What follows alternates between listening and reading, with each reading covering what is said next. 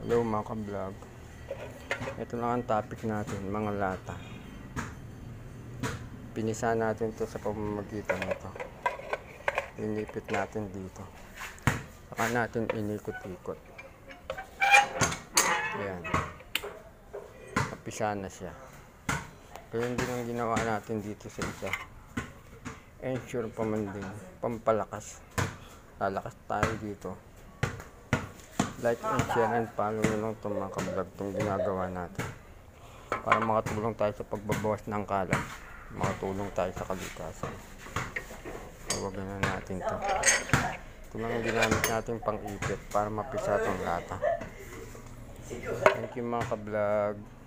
Day off tayo ngayon, kaya ito lang ang naisipan natin gawin, mag-vlog at magputing-ting ng lata.